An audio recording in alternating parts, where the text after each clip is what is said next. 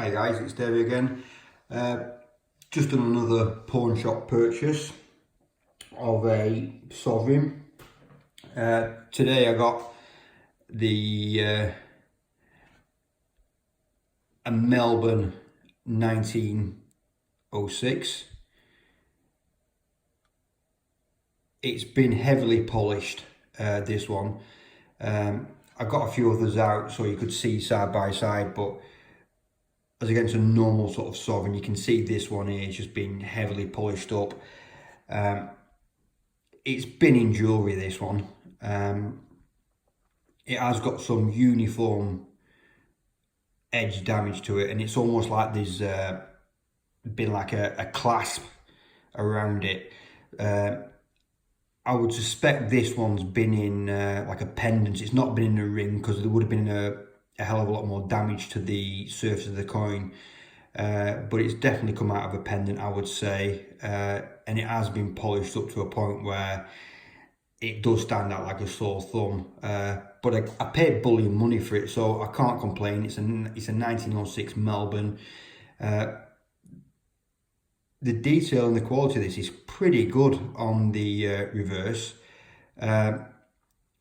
Where you get the usual wear marks is straight away is the horse's reins across its neck. That wears down pretty quickly, and also St George's shoulder and his upper rib cage. They tend to be an indicator where you get early wear, and the most wear I see on the sovereigns is garter. That's one of the first things that goes, in my opinion. So they're the sort of little key areas I'll look on the reverse to see the sort of quality of the coin. And other than it being polished to death, it's in quite decent nick. And on the obverse, he's still got quite a lot of his hair left, his beard, his ears in good nick. So as a coin in itself, it's okay. It's a shame it's been polished like it has done, but I paid bullion money. It's 1906. There was only 350 million minted at the time, and I'd had as a guess now there's only thousands of these left, because I think they melted 90 million down in the 20s. So a lot of these have gone and been melted down and gone elsewhere. So to get a historic sovereign for bullion money, even though it's been polished, I can't complain too much. And that's an 1874 London. A bit more. That's how you would tend to find a normal. If you're going to buy a good quality sovereign from a dealer, I got this one from the Royal Mint Historics. Most of my sovereigns are from the Royal Mint. I've got great faith in them. They give me good service. Yes, you do pay a little bit more, but in the grand scheme of things, I'd rather buy off the Royal Mint where I can. So that one's from the Royal Mint. And that was the other 1874, the shield back. So it just gives you an idea how it should look. Like I said, this one is just over-lustered. It's just too shiny for the age of the coin. I've had this tested this week. I get it XRF tested at a local coin dealer, so it is what it is, but it's just a tad on the shiny side. And if I just put it down in that lot there, you can see it does just stand out a little bit.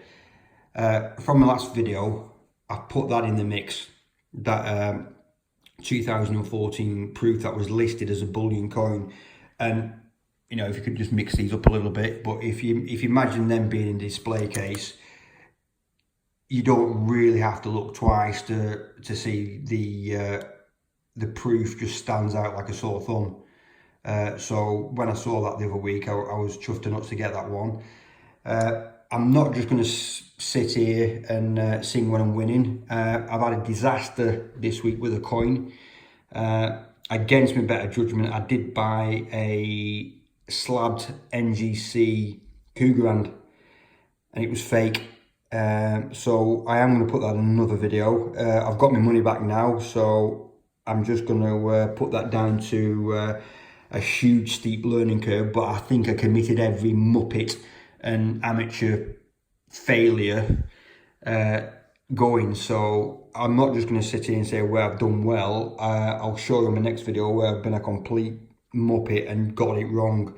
But I've got my money back. So I think the whole experience for me on that one is it's sobering, because I think there's some guys you could buy that, you'd have no comeback off it, and you'd be quite a lot of money down. So in another video I will show you where I've got it wrong. I've exchanged emails with the NGC.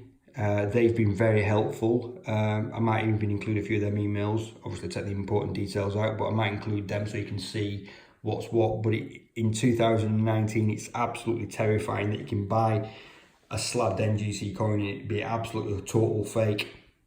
So I will show you that one in another video.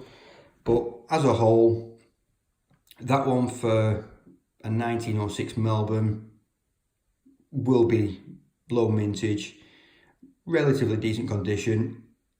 It's worth bullion that any day of the week. I won't pay any more than that for this coin, just because it's just too shiny. It's been polished up and it has been jewellery. That might upset some people, but for me, it's still a little piece of history. Fortunate to have something like this in my hand. And you know, if you think about it, how many of these are going to be lost to history now? Melted down, lost, buried somewhere. So there he is. Quite a nice, decent little sovereign for the collection. I have got more sovereigns than that, but I just thought I'd pull them out just to show you what I've got. Any questions, give us a shout. Would you pay bullion for that?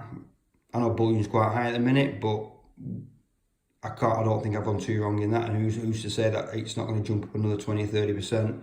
So thanks for watching, and I will show you in my next video where I've made a total tit of myself and I could have lost a load of money, but I didn't. So thanks very much. I will see you later. Ta-ra.